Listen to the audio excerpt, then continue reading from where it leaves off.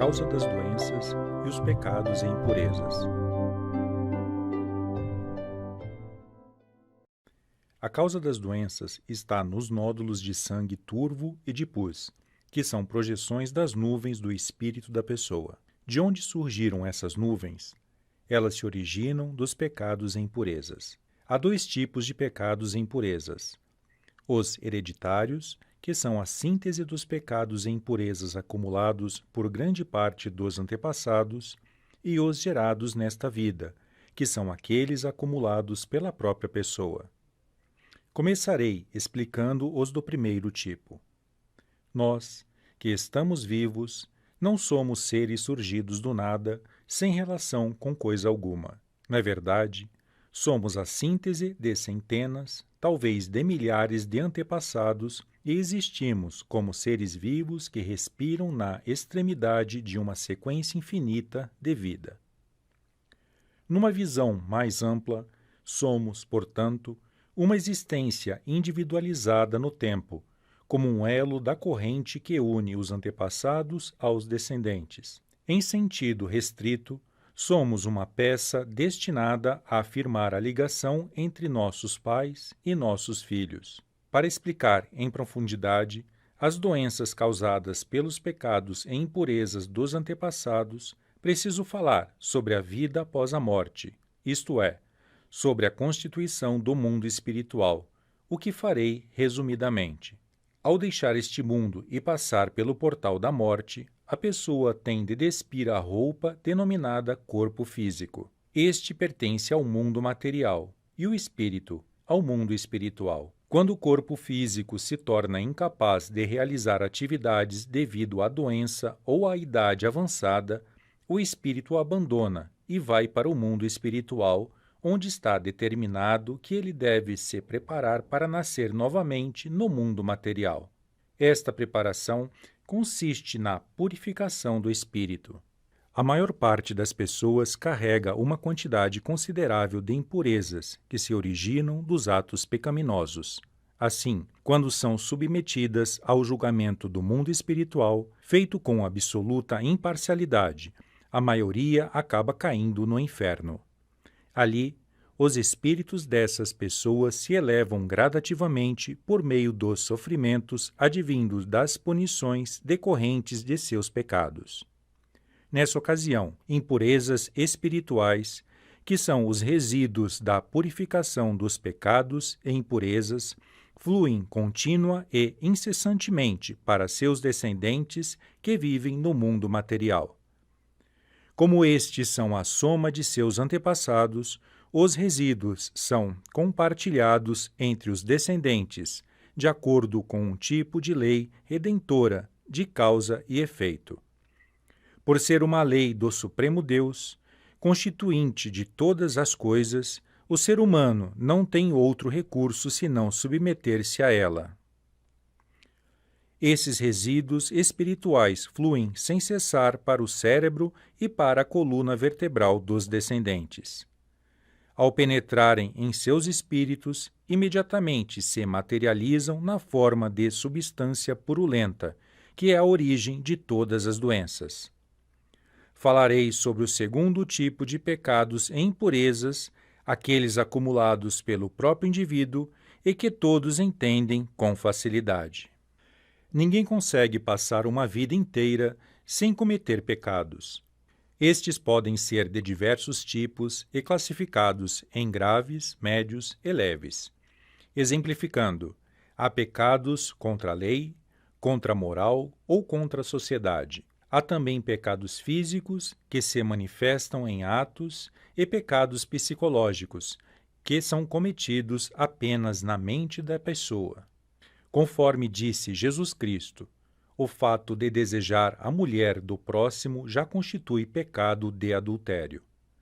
Apesar de ser um mandamento bastante rigoroso, é uma afirmação correta. Embora não estejam violando nenhuma lei, pecados leves cometidos no dia a dia, os quais, por serem tão pequenos, ninguém considera pecados, como ter raiva do próximo, querer que alguém sofra ou desejar praticar o adultério, Se forem acumulados por longo tempo, acabarão assumindo proporções consideráveis. Vencer uma competição, alcançar sucesso na vida, enfim, situações que envolvam perdas e ganhos, fazem com que a pessoa seja invejada e odiada por aqueles que se sentiram prejudicados. Esses tipos de ressentimentos acabam gerando uma espécie de pecado. Tirar a vida de seres vivos sem necessidade, ser preguiçoso, agredir as pessoas, desperdiçar recursos e bens, não cumprir os compromissos, mentir, dormir demais pela manhã, etc. Tudo são pecados que as pessoas acumulam sem saber. Essa infinidade de pecados, mesmo sendo leves, ao longo do tempo, acumulam-se no espírito em forma de nuvens.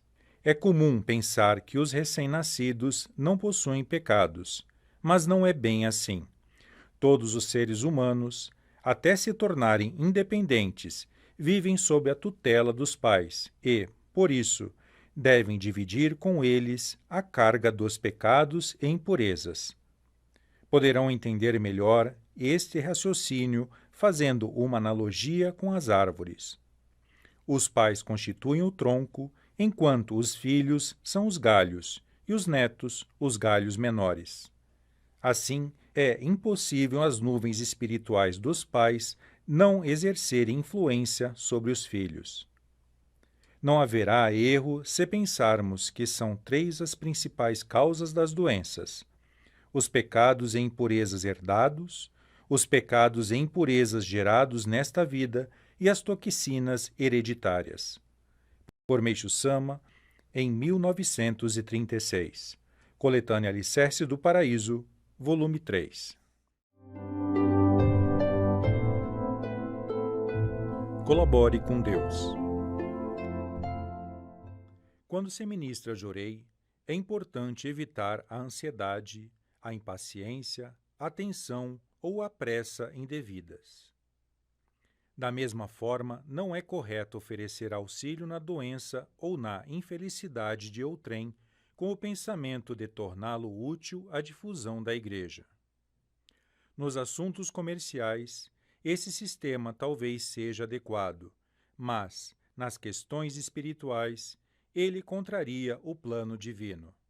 Nosso trabalho não se expande dessa forma ou por intermédio de pessoas com largo círculo de relações. Antes, comentários a respeito espalham-se inesperadamente através de pessoas anônimas. Os caminhos de Deus são muito diferentes e, frequentemente, quase contrários aos conceitos humanos. Os planos do ser humano devem estar subordinados ao plano divino.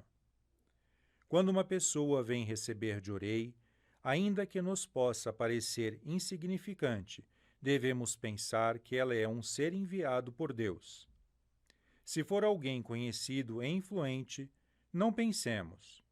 Precisamos ajudá-lo a todo custo, porque pode nos ajudar. Devemos transmitir a luz sem nenhuma preferência pessoal. As pessoas modestas provam, muitas vezes, ser almas muito evoluídas espiritualmente. Por outro lado, quando uma pessoa que vem recebendo Jorei não quiser continuar, não devemos interferir. Precisamos respeitar sua liberdade de escolha, uma vez que não conhecemos os desígnios divinos. As opiniões dogmáticas e a recusa em ouvir o que os outros têm a dizer não indicam uma verdadeira serenidade de espírito. Aqueles que alcançaram uma mais alta compreensão podem voltar-se para a direita ou para a esquerda, conforme as circunstâncias. São eles os únicos realmente preparados para levar avante o seu trabalho. Fragmentos de ensinamentos de Meixo Sama, Os Novos Tempos. O tempo presente e o mundo espiritual. Atualmente, o mundo enfrenta uma crise de grandes proporções jamais vista na história. Evidentemente, a ideia de que a Terceira Guerra Mundial é inevitável domina quase toda a humanidade. Por ser um problema bastante sério, que envolveria mais de 50 países, a extensão de seu impacto também seria sem precedentes. Esta é a imagem do mundo atual, que se projeta à vista de qualquer um. Todavia, o mundo espiritual é a origem de tudo o que ocorre neste mundo e, se não conhecermos sua realidade, evidentemente, não poderemos descobrir a origem dos problemas. Somente com essa compreensão teremos uma ideia mais clara quanto ao futuro e obteremos uma profunda paz de espírito. É sobre esse tema que vou discorrer. Para que o Supremo Deus, dentro de seu plano, pudesse construir o paraíso terrestre no futuro, foi necessário fazer com que a cultura material progredisse até determinado ponto. Nesse sentido, Deus criou o bem e o mal, e foi pelo atrito entre ambos que se alcançou o extraordinário progresso material da atualidade. Agora, chegou-se a um passo do surgimento do paraíso. Isso é algo ao qual sempre me refiro, mas tive que fazê-lo novamente, pois as pessoas que nunca ouviram falar sobre o assunto teriam dificuldade de compreender o que vou expor a seguir. Desde que os seres humanos foram criados no mundo espiritual, ali mesmo iniciou-se o conflito entre eles. Os mais fortes queriam apoderar-se de todas as regiões existentes na época, dominando-as conforme sua vontade. Para tanto, recorriam à violência, sem distinguir o bem do mal, tal como ocorre presentemente.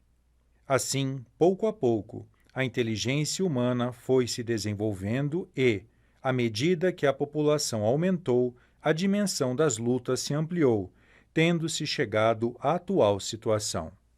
O plano de conquista da supremacia mundial foi elaborado há mais de 2000 anos e seu chefe era certo Ryujin, de grande poder no mundo espiritual. Uma divindade foi influenciada espiritualmente por esse espírito que, utilizando os meios mais atrozes, quis manipular o mundo a seu bel prazer. Para atingir seu objetivo, recorreu indiscriminadamente a todos os meios e, durante algum tempo, achou que fora bem-sucedido. Todavia, ao alcançar 99% de seu objetivo, fracassou. Por fim, essa divindade recebeu severa punição do Supremo Deus e, por um tempo, arrependeu-se, voltando a ser uma entidade do bem. Posteriormente, grandes personalidades de cada época foram influenciadas por tal espírito, que procurou levar a cabo seu plano de dominar o mundo. Fracassou sempre, mas não aprendeu a lição, e até hoje continua lutando tenazmente. Desde a antiguidade, as pessoas consideradas grandes personagens ou heróis se enquadram nessa descrição. A história nos mostra que, embora eles fossem muito poderosos na época, acabaram tendo um final infeliz. São exemplos disso César, Napoleão, Guilherme II, Hitler e outros. Creio que, com o que escrevi, os leitores já tiveram uma noção sobre a origem da situação atual. Referindo-me aos personagens que mencionei, sempre digo que eles são os chefões que têm o papel de destruir o mundo. Afinal, até agora, o mundo não era verdadeiramente civilizado, e mesmo o ser humano apresentava um lado selvagem. Em termos espirituais, a humanidade cometeu muitos pecados e acumulou impurezas. Portanto, a necessidade de uma ação purificadora surge ocasionalmente. Para isso, é preciso haver alguém que desempenhe o papel de destruição e também o de limpeza. Assim, compreenderão que o aparecimento de heróis que desempenham o papel de limpeza é igualmente uma manifestação do plano de Deus. Portanto, não adianta indignar-se ou perder a esperança. Para finalizar, vou escrever um pouco sobre a minha pessoa. No ano passado, de maio para junho, devido a um inesperado incidente, passei na prisão por momentos de sofrimentos impostos pela polícia. Nessa ocasião, fui atormentado pela legião do citado espírito de dragão, que influenciou espiritualmente os investigadores. Nos momentos em que eles se excediam, meu espírito protetor guardião interferia e, assim, eu conseguia algum descanso. Embora fossem autoridades, na verdade, eles foram manipulados por esses espíritos. Passado algum tempo, quando eles se derem conta do que fizeram, sem dúvida, se lamentarão e pensarão: por que será que eu fiz aquilo? Apresentei apenas uma pequena parcela a respeito do mundo espiritual, mas acredito que, de alguma forma, será uma referência útil. Na realidade, se eu tivesse me aprofundado mais, poderia ter elucidado o assunto melhor. Lamentavelmente, não poderei fazê-lo em virtude do plano divino. Por Meishu Sama, em 25 de fevereiro de 1951. Coletânea Alicerce do Paraíso, volume 2. Senso de justiça.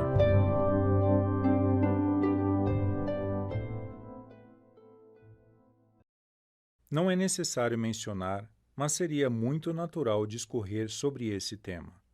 Na verdade, atualmente, o que é óbvio está sendo muito negligenciado e eu, portanto, me sinto obrigado a escrever sobre isso.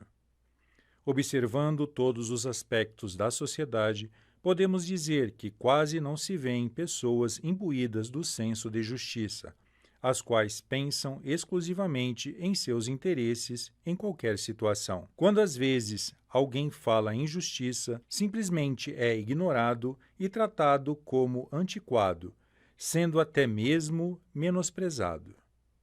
Então, se as pessoas procederem pensando só em si mesmas, será que as coisas correrão bem? Muito ao contrário do esperado, ocorrem mais fracassos e mais infortúnios do que sucesso. Apesar de viverem essa situação repetidamente, sem desconfiarem de nada, levam a vida normalmente. Esta é a realidade do mundo atual. No entanto, a nosso ver, existe uma causa evidente que as pessoas não conseguem perceber. Qual seria essa causa?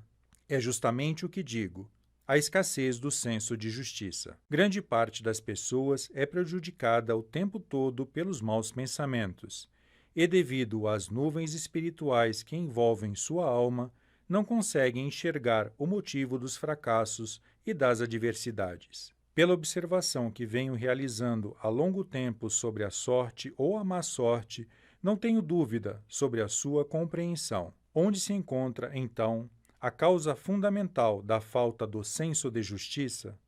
Sem dúvida, a causa é o desconhecimento da existência do mundo espiritual, que é invisível, mas existe verdadeiramente. Nesse mundo há a lei de Deus, que, diferentemente da lei dos homens, julga as ações humanas com severidade e sem parcialidade. Lamentavelmente, por não saber que isso ocorre, o ser humano, mesmo ouvindo falar, não consegue acreditar e, assim, cria a causa da própria infelicidade inconscientemente. Dessa forma, as pessoas na maioria são hábeis ao falarem, tentam mostrar apenas as aparências e sempre se esforçam arduamente, a fim de mostrar um valor muito além do que possuem realmente. Não obstante, isso é inútil, pois, como eu já disse, o olhar vigilante de Deus percebe o íntimo do ser humano e define sua boa ou má sorte, medindo com exatidão o bem e o mal. Se uma lógica tão evidente como essa deixasse de ser percebida pelas pessoas com baixo nível de instrução, ainda seria compreensível. Mas o que dizer das pessoas cultas e ilustres, de alta reputação e fama? Isso se verifica porque elas enxergam apenas a parte exterior do mundo material e desconhecem o fundamental mundo espiritual, que está na parte interna. Consequentemente, tentam espremer uma inteligência que não possuem e se esforçam para enganar as pessoas, achando que isso é ser esperto. Por esse motivo, podemos dizer que tais pessoas são dignas de piedade. A prova disso está nos resultados, que são sempre o inverso. Mesmo assim, não percebem que, na realidade, as coisas não lhes correm bem.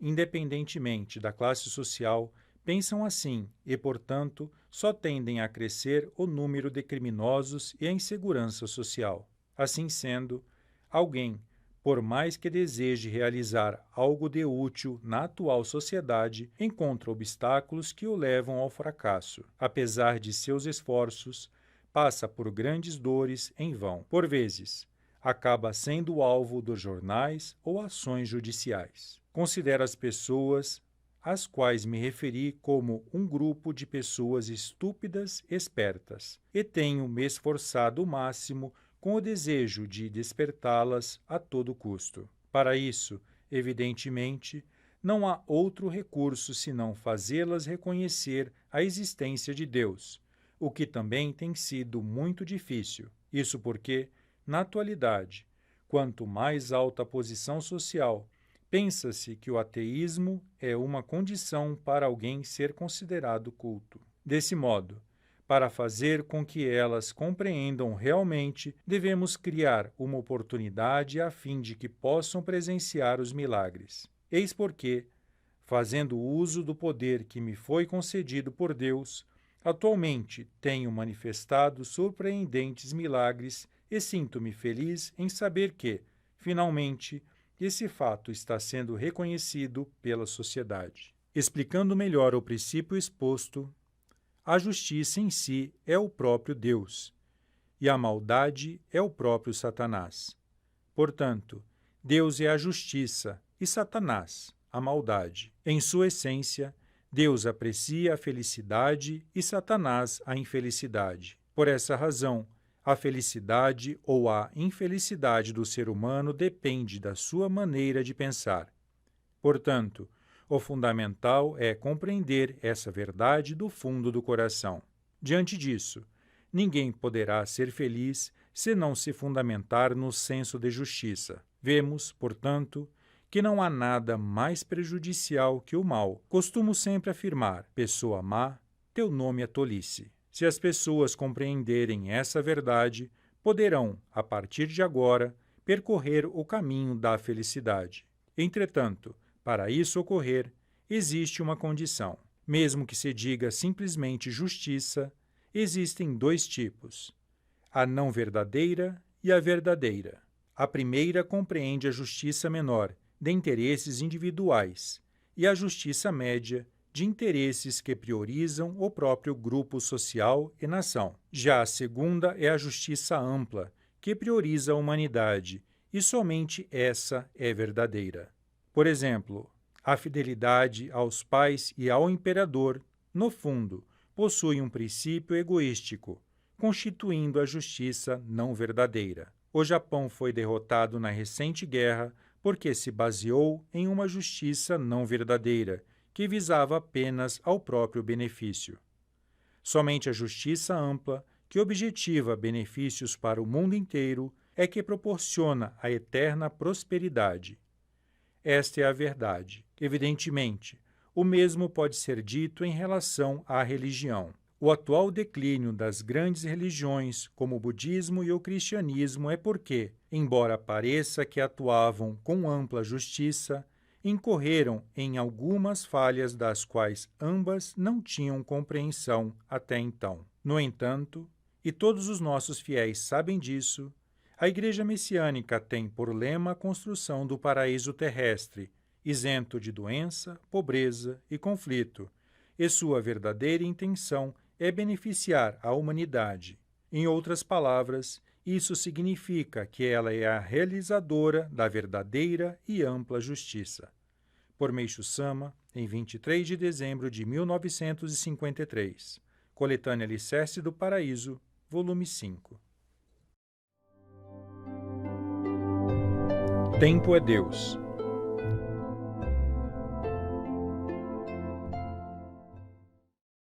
Tudo que existe, inclusive as coisas relativas ao ser humano, é regido pelo Deus do tempo. O ininterrupto desenrolar da história em períodos de ascensão e decadência, as definições do que é bem e do que é mal, do certo e do errado, nada disso ocorreria fora do seu domínio. Nesse sentido, aquilo que agora é tido como um bem, daqui a alguns anos poderá ser um mal. Aquilo que hoje é considerado verdade poderá cair em desuso daqui a alguns anos por constituir uma pseudo-verdade. A história do passado nos mostra claramente que as coisas que atualmente estão no apogeu, no futuro, infalivelmente, chegarão à decadência. Assim, dizem que não existem nem bem nem mal absolutos. Há também uma expressão antiga que afirma que o bem e o mal são duas faces da mesma moeda. Certamente, tudo isso é verdade. Um fato não muito distante é que, até antes do término da Segunda Guerra Mundial, os japoneses acreditavam que não havia nada que superasse o amor à pátria e a lealdade ao imperador, e tratavam suas preciosas vidas levianamente. No entanto, como será que eles estão vivendo hoje em dia? É sabido que o resultado foi completamente contrário às expectativas da época e, diante do trágico destino enfrentado, acredito que gravaram em suas mentes o quanto estavam equivocados. É claro que essa inversão ocorreu abruptamente com o fim da guerra. Por essa razão, não resta dúvida de que foi algo definido pelo próprio tempo. Há um exemplo muito ilustrativo que ocorreu em uma época não muito remota da nossa história e que não podemos deixar passar despercebido. Com a restauração do período Meiji, todos os senhores feudais do então próspero período Tokugawa acabaram perdendo prestígio. Por outro lado, um simples estudante, um quase desconhecido, tornou-se ministro de Estado, fato que se assemelha muito à conjuntura atual. De que forma as pessoas encaram a decadência das classes privilegiadas do pré-guerra com a família imperial, a nobreza e os milionários? Indubitavelmente, isso ocorreu graças ao Deus do tempo. O ensinamento da fundadora da Igreja Omoto, com o tempo nem Deus pode, contém palavras de profunda sabedoria. Por esse motivo, sinto que não seria inconveniente afirmar que o Deus do tempo é que rege tudo o que existe sobre a Terra. Pelas razões aqui expostas, não posso deixar de pensar que o ser humano precisa prestar mais atenção a este ser absoluto chamado tempo. Por Meishu Sama, em 25 de junho de 1949, coletânea Alicerce do Paraíso, volume 4.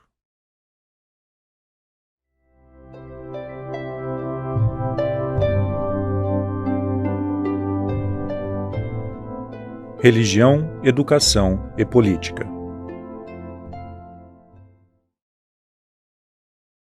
Podemos dizer que, nos dias de hoje, o mundo está realmente repleto de males sociais. Por toda parte, ocorrem fatos desagradáveis, uns após os outros, e a intranquilidade das pessoas atingiu o ponto máximo. Portanto, precisamos fazer uma reflexão profunda para sabermos onde se encontra a causa que levou a sociedade a estar nestas condições. É evidente que a responsabilidade disso deveria ser assumida pela religião, pela educação e pela política, e a questão é saber em que ponto se encontra latente o gravíssimo equívoco nessas três instituições. A chave para a solução do problema está em conhecer claramente esse equívoco. Vou apresentá-lo a seguir. Em primeiro lugar, na área religiosa, com exceção do cristianismo, as demais religiões tradicionais encontram-se muito defasadas em relação à nossa época. O mesmo se diz a respeito do budismo, que surgiu há mais de 2.600 anos. Ele visava ao povo hindu e, por mais eminente que tenha sido Buda Sakyamuni e por mais profundos que foram seus ensinamentos, não há como ambos serem condizentes com a realidade atual. Mais ainda, quando a situação se refere à atual sociedade japonesa. Os hindus daquela época entregavam-se diariamente às meditações no interior dos bosques, lendo milhares de sutras para alcançarem a verdadeira iluminação espiritual. No entanto, para os homens atuais, que têm uma vida atarefadíssima, isso é impraticável. Podemos dizer que a atual e lamentável situação das religiões tradicionais de nada conseguirem fazer além de proteger os túmulos é realmente uma consequência natural. Não temos outra forma senão afirmar que esta situação crítica na tentativa de fazer com que a luz do budismo não seja extinta é realmente lamentável. Creio que ninguém poderá me contestar quando afirmo que elas estão agindo fora do campo da religião pelo fato de se valerem de atividades sociais como único meio de subsistência. A seguir, vamos falar sobre educação, que também se desviou muito do seu caminho. Sem dúvida, seu verdadeiro objetivo é formar seres humanos extraordinários. Naturalmente, são pessoas que se pautam na justiça e retidão e se esforçam em prol do desenvolvimento do bem-estar social. Embora a verdadeira educação forme seres humanos que contribuem para a elevação da cultura, a realidade atual nos mostra que até mesmo indivíduos graduados em instituições universitárias cometem crimes e prejudicam a sociedade. Diante disso, é preciso que alguma providência seja tomada. Então, onde está o erro? Ele reside na demasiada importância dada ao materialismo. Sobre isso, temos dito incansavelmente que, se o materialismo não caminhar com o espiritualismo, não será possível sequer cogitar em atingir o verdadeiro objetivo da educação. Como se trata de um erro que vem de longa data, estamos plenamente cientes de que implementar uma reforma de imediato acarretaria sérios obstáculos. O espiritualismo é o que faz reconhecer a existência do Espírito, o que significa reconhecer a existência de Deus. Sem isso, não é espiritualismo. Naturalmente, até hoje, tentou-se realizar isso por meio das religiões. Contudo, o fato de não obter o resultado esperado é porque não havia nenhuma com força para tal. Nossa religião surgiu nesse momento, e justamente ela tornará possível tanto o reconhecimento do espiritualismo como o avanço simultâneo da religião e da ciência. Dessa forma, nascerá um mundo de eterna paz, onde as pessoas poderão viver uma vida celestial.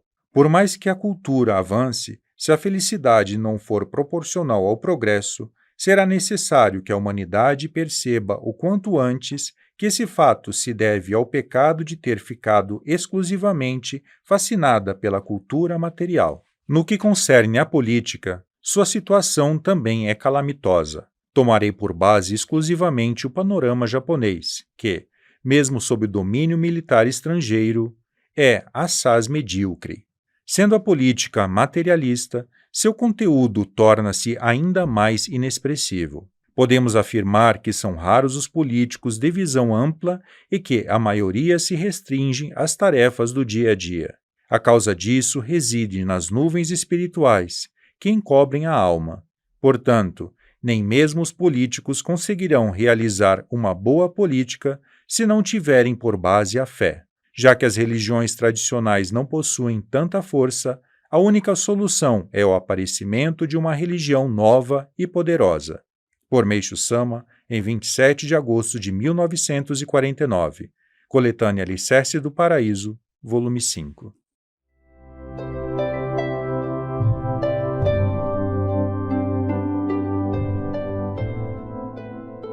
Quem é o Salvador?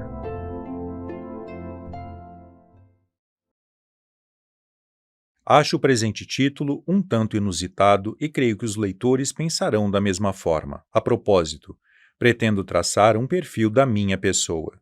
Gostaria, porém, de deixar claro que farei uma descrição objetiva do meu interior e que não há nada inventado.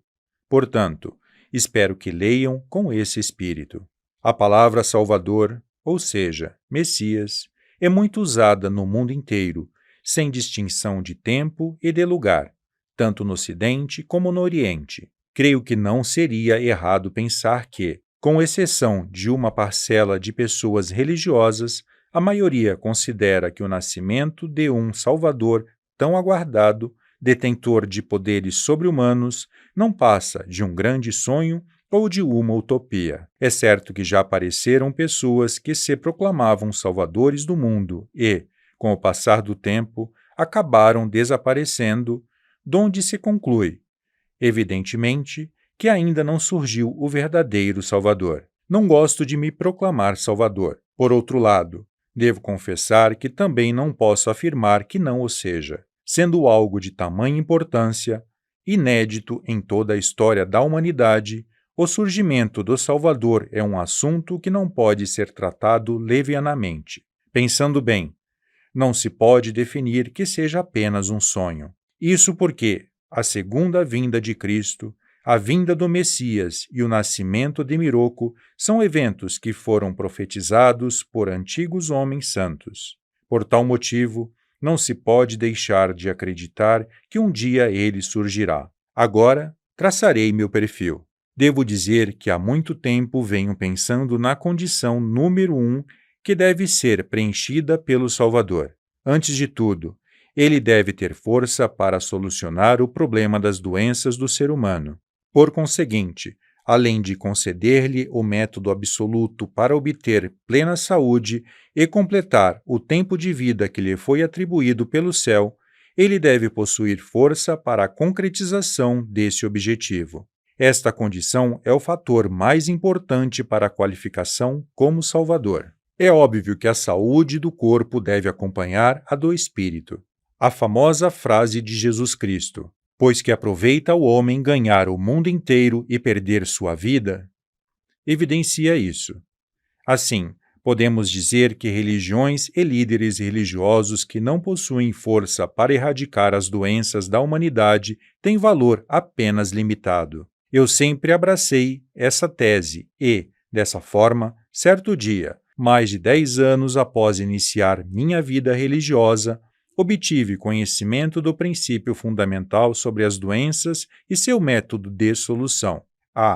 Ninguém poderá imaginar o espanto e a alegria que senti naquela hora, pois nunca ninguém, no mundo inteiro, fizera uma descoberta tão importante. Se a compararmos com as grandes descobertas ou as grandes invenções, nenhuma delas chegará a seus pés. Eu sou uma pessoa que nasceu com um destino realmente misterioso. Por Meishu Sama, em 20 de outubro de 1948. Coletânea Alicerce do Paraíso, volume 1.